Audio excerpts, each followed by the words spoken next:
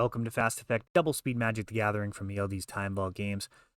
This is the ELD Legacy Open, marching towards the top 8, fighting for seeding. I think at this point these players both are likely to be top 8ing. It's just a question of how their ranking will land.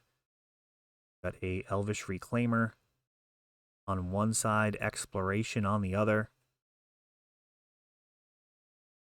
See which one of these one casting cost green cards end up being better this game. Wasteland. Reclaimer gets a little bit of blood on his hands. If there are 3 or more lands, it becomes a credible threat. Exploration allowing for 2 lands, and now Life from the Loam kind of embarrasses that Wasteland. Especially when your opponent has the Exploration, it feels really bad to lose your only land drop. Your opponent can make 2 per turn. Not slowing them down, and Life from the Loam. One of the most important cards in this matchup, of course, the Elvish Reclaimer can potentially grab Bojuka Bog. Deal blowout.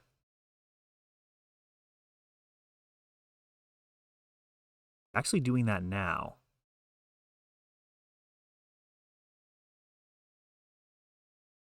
Got a double Wasteland and another Loam. Bring those Wastelands back. This is no bueno for green-white depths. Sending.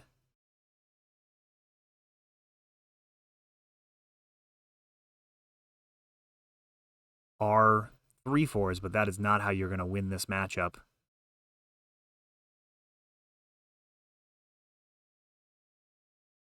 Urza's Saga going away. Hasn't been able to make any construct tokens yet. Still a bunch of life. Plenty of time. On firmly in the driver's seat despite having no creatures on board.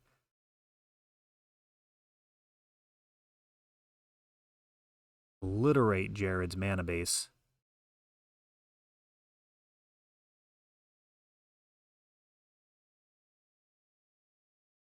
Thespian Stage will eventually be relevant.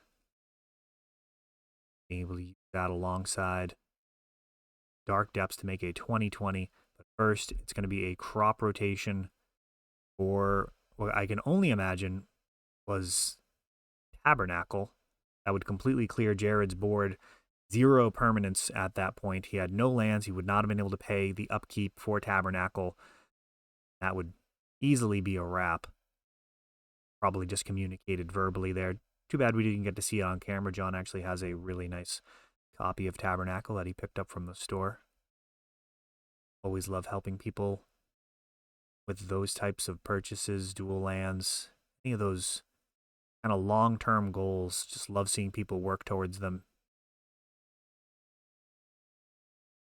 Not only reach those goals, but play with the cards for many years after. Work towards that type of goal. Every time you draw the card, just get some of that positive emotion from that journey, knowing the sacrifices that you made to get there. And it's no small thing. You know, getting things like dual lands now are a proportional sacrifice compared to where they used to be. And when we were kids, dual lands were $20, $30. Now the people that played back then gone on to be very successful, and that's going to impact how much people need to sacrifice to get those cards. But the long-term trajectory is upward for all of that reserve list stuff. Nobody really has any grounds to complain in 10, 20 years when Underground Sea is thousands of dollars. Could have got it when it was, 600.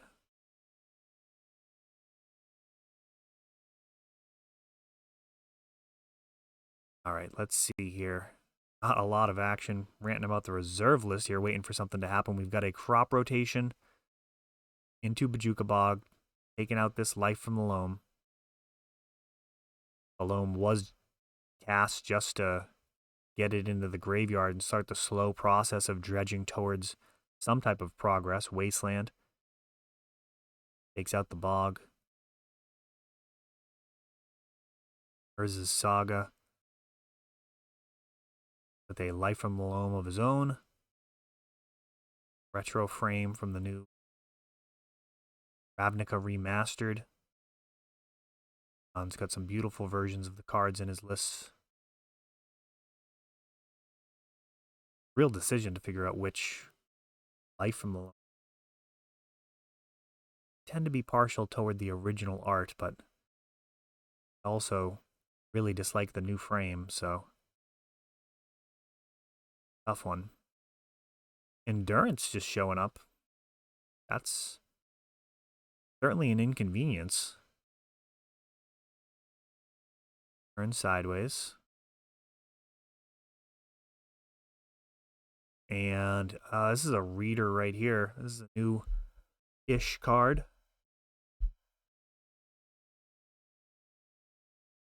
So the Court of Ardenvale. I'm not sure if this is actually available in the Commander decks. There were a bunch of cards that are in the Commander set for new printings that are not actually in the decks. Very confusing and very disappointing to customers if they were ever to buy a deck. Be like, oh, there's only one white deck. It must have Court of Ardenvale in it. And as it turns out, that's only available in the collector booster. So really interesting move from Wizards. Bizarre, I could say. I don't know. Don't want to give it a positive connotation. Don't actually love that decision.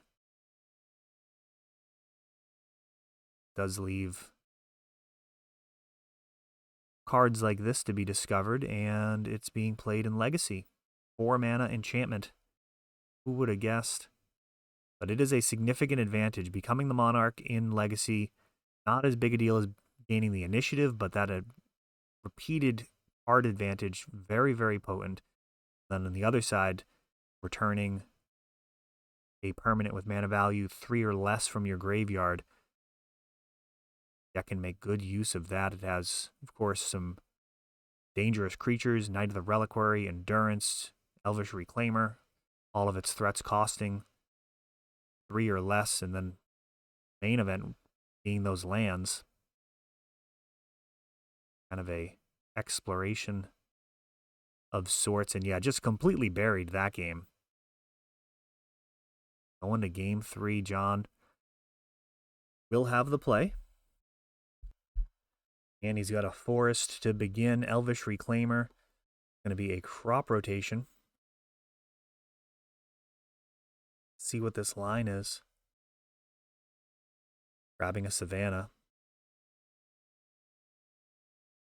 Swords to Plowshares to clear it. Thought we might see a Tabernacle combined with Wasteland. That would have been an interesting line as well. Would have worked out with this Yavimaya on the other side as well. Looking good for John here. Life from the Loam, returning the Wasteland. Sylvan Library, another powerful effect, however. Which one ends up being better? The recursion from Sylvan Library, or the card advantage from Sylvan Library, or the recursion from Life from the Loam? Place your bets. Totally fine paying 16 life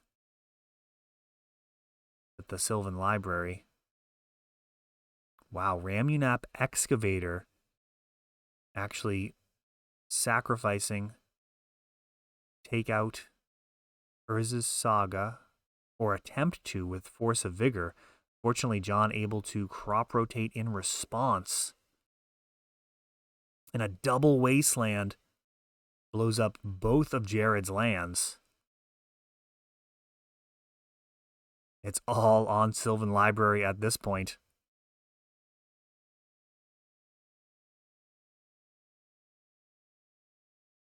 Reconciling life totals here.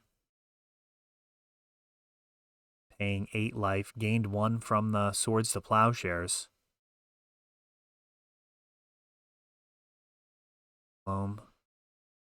Some Wastelands, and an Urza's Saga.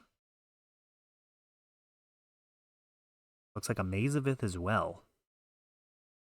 Just in case. Don't know if I actually like that line. Now, Flagstones of Troikar, bit of a pain because you don't really want to wasteland it. Not until the game is firmly in hand and you really just need to grind them out. Certainly not a tempo situation. If you blow up the Flagstones, they're just going to get a Plains to replace it. Exploration, all right. Schadenport, that is an answer. Now we've got another Force of Vigor, this time taking out Exploration and Urza's Saga. Such a powerful card. Foil Rashad Port. Probably the best answer to Flagstones. Wasteland takes it out, though, in a Green Sun Zenith. Grabs the Elvish Reclaimer. And this is a really violent game.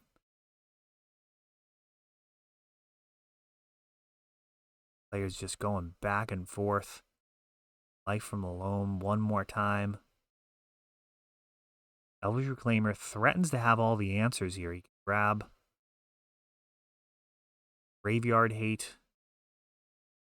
Break up the Dark Depths combo with Wasteland. This is a really complicated game state in terms of the different directions it can go.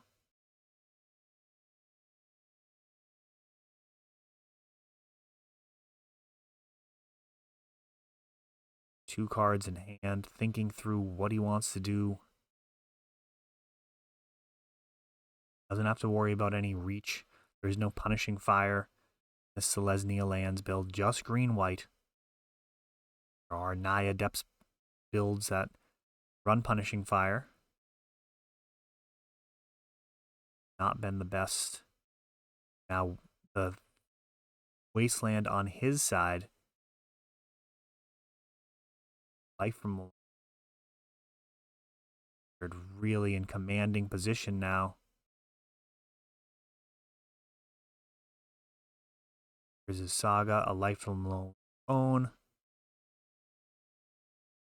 Just wastelanding back and forth when your opponent has 3 power on board. Is not going to work out.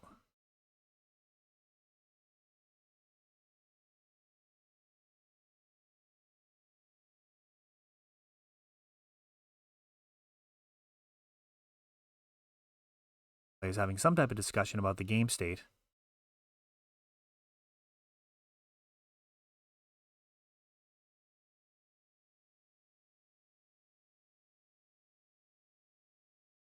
What are we doing? Looking up the Oracle text of a card. Ah, Sylvan Library. Okay. I actually remember this judge call. They were asking about the interaction in between Sylvan Library and Dredging. Not great. Not great. You got to be putting cards back or you're taking 4 life.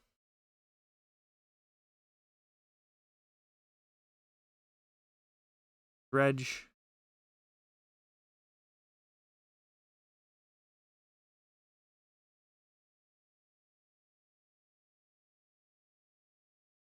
Wasteland, and I suppose that'd be a video. You guys want to see a video on that? How Sylvan Library works with replacement effects. There's actually an interesting judge call surrounding that recently. Alright, fine. Talk me into it. Alright, Soul Guide Lantern. The nice one, serialized. Somebody just like pointed that it is serialized. Does not give you any extra in-game bonus, however. He is in a bad spot. Wasteland will be able to take out this Mazavith. Oh, but first, Yukabog annihilating that graveyard.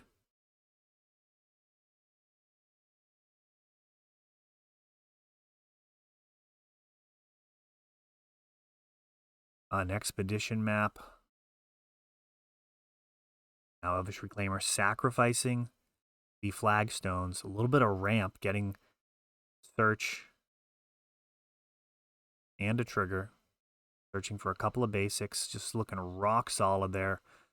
On the other side, facing down the Mox Diamond and 2 basic lands. That Wasteland not super exciting. Not going to be able to contain Jared from making multiple plays, really. I mean, he could Life from the Loam and deploy a threat on the same turn.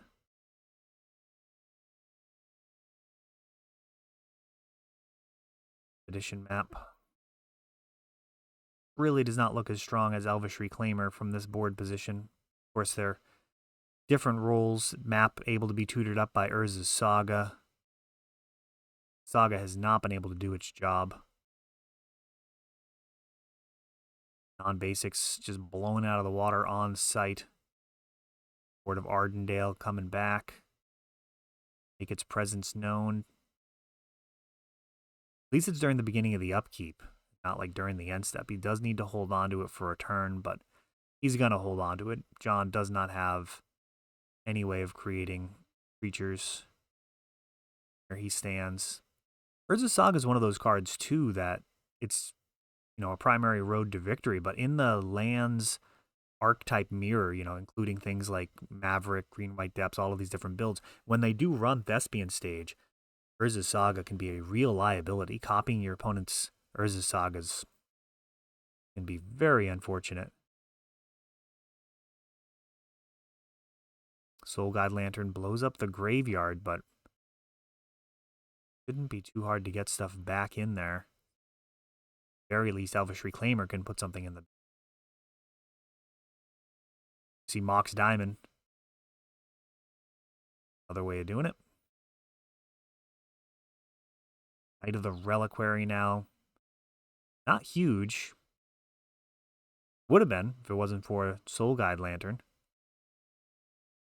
Can become quite large, quite fast, but doesn't really need to. I mean, this is really like a 2-turn situation.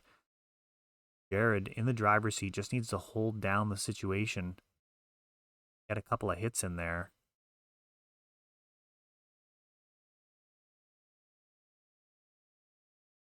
Reliquary. I feel slightly sad when I see this card being good. I did have a player sell out during COVID. Just felt like there was no way Knight of the Reliquary, Mox Diamonds, like that type of deck could ever be good again. It's quite good. It's totally fine. There's a bunch of different variants. Green-White, Maverick. It's kind of how Legacy is. Your favorite archetype is rarely dead. Even a deck like Elves. You know, combo Elves still playable. Orcish Bowmaster is a challenging card that you have to be ready for. Certainly people taking the path of least resistance and running Cradle Control. But archetypes usually at most kind of morph into something else. There's usually something there that's worth holding on to. In this case, the power of Mox Diamond. Resiliency. Gone behind this whole time. Has a Hail Mary, and that is it, as Jared takes it down in a hard-fought 3.